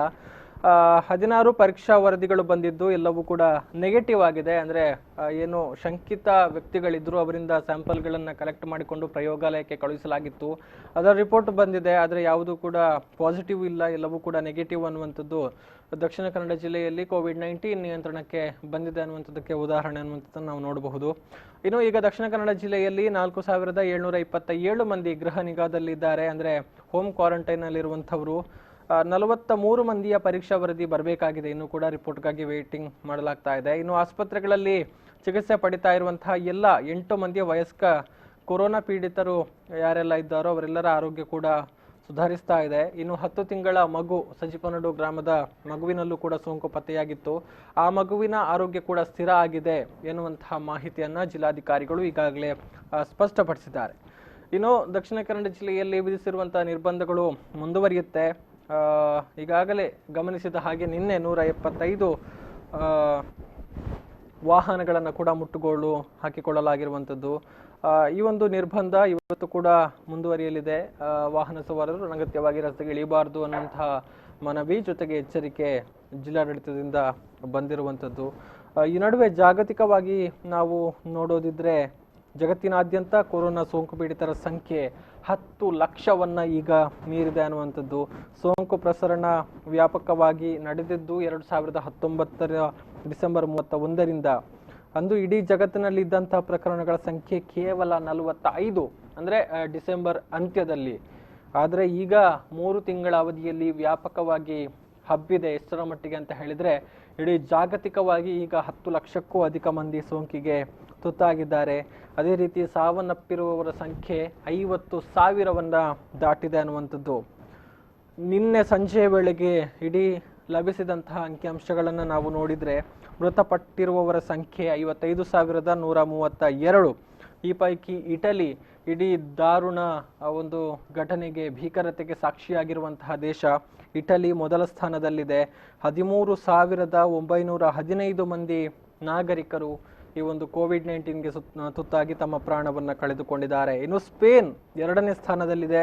10,935 ಮಂದಿ ಇಲ್ಲಿ ಸತ್ತಿದ್ದಾರೆ. ಅಮೆರಿಕದಲ್ಲಿ ಕೂಡ ಮರಣ ಮೃದಂಗ ಮುಂದುವರಿತಾ ಇದೆ. ಈಗಾಗಲೇ ಅಲ್ಲಿ 6,000ಕ್ಕೂ ಹೆಚ್ಚು ಮಂದಿ ಬಲಿಯಾಗಿದ್ದಾರೆ.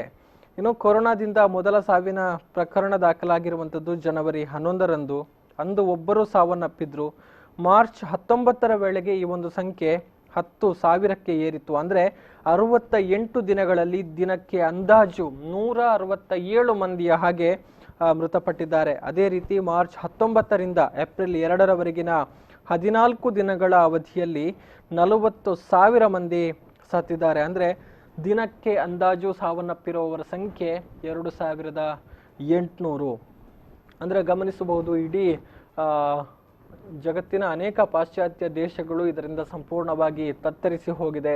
ಅದರ ನಡುವೆ ಕೇಳಿ ಬರ್ತಾ ಇರುವಂತಹ ಮಾತುಗಳು ಔಷಧಿಗಳನ್ನು ಕಂಡುಹಿಡಿಯಲಾಗಿದೆ, ಲಸಿಕೆಗಳು ಬಂದಿದೆ ಅನ್ನುವಂಥದ್ದು. ಆದರೆ ಅದೆಲ್ಲವೂ ಕೂಡ ಇನ್ನು ಪ್ರಾಯೋಗಿಕ ಹಂತದಲ್ಲೇ ಇದೆ. ಅದು ಅಧಿಕೃತವಾದ ಪ್ರಕ್ರಿಯೆಗಳೆಲ್ಲವನ್ನೂ ಕೂಡ ಪೂರೈಸಿ ಅದು ಮಾರುಕಟ್ಟೆಗೆ ಲಭ್ಯ ಆಗಬೇಕಿದ್ರೆ ಇನ್ನೂ ಕೂಡ ಕೆಲವಷ್ಟು ಸಮಯಾವಕಾಶ ಬೇಕಾಗುತ್ತೆ. ಅಲ್ಲಿಯವರೆಗೆ ಪರಿಸ್ಥಿತಿ ಏನು ಅನ್ನುವಂತಹ ಪ್ರಶ್ನೆ ಎಲ್ಲರನ್ನ ಕಾಡ್ತಾ ಇರುವಂಥದ್ದು. ಈಗ ಸದ್ಯಕ್ಕೆ ಎಲ್ಲ ರಾಷ್ಟ್ರಗಳು ಕಂಡುಕೊಂಡಿರುವಂತಹ ಒಂದು ಸುಲಭದ ಸೂತ್ರ, ನಿಯಂತ್ರಣ ಕ್ರಮ ಅಂತ ಹೇಳಿದರೆ ಅದು ಲಾಕ್ಡೌನ್ ಅಥವಾ ಸ್ವಯಂ ಸಂರಕ್ಷಣೆ. ಅಂದರೆ ಎಲ್ಲರೂ ಕೂಡ ತಮ್ಮ ತಮ್ಮ ಮನೆಗಳಲ್ಲಿ ಬಂದಿಯಾಗಿ ತಮ್ಮ ಆರೋಗ್ಯವನ್ನು ಕಾಪಾಡಿಕೊಳ್ಳುವಂಥದ್ದು, ಸೋಂಕು ಮತ್ತೊಬ್ಬರಿಂದ ಹರಡುವಂಥದ್ದು, ಹಾಗೆ ಸೋಂಕಿತರು ತಮ್ಮ ಸೋಂಕು ಮತ್ತೊಬ್ಬರಿಗೆ ಹರಡದ ಹಾಗೆ ಮುನ್ನೆಚ್ಚರಿಕೆಯನ್ನು ವಹಿಸುವಂಥದ್ದು ಈಗ ಸದ್ಯಕ್ಕಿರುವಂತಹ ಉಪಾಯ. ಸೊ ಅದೆಲ್ಲವನ್ನು ಕೂಡ ಈಗ ದೇಶದಲ್ಲಿ ಜಾರಿಗೆ ತರಲಾಗಿದೆ. ಏಪ್ರಿಲ್ 14ರವರೆಗೂ ಕೂಡ ಈ ಒಂದು ಲಾಕ್ಡೌನ್ ಮುಂದುವರಿಯಲಿದೆ.